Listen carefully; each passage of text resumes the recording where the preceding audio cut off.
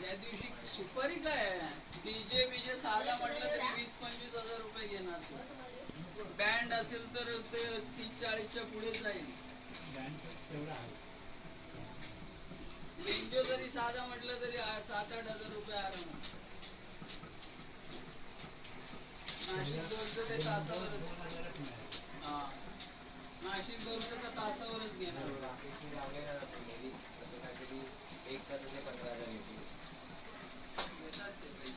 अरे त्या दिवशी तर त्याची कमाई असते. नाशिक वर नाही ना त्या दिवशी खास ते येतात. त्या दिवशी एक दिवसच येणार वाजवणार. त्यांचे कसे माहिती 10 रोल आहेत 7 तारखे आणि 1 टोल.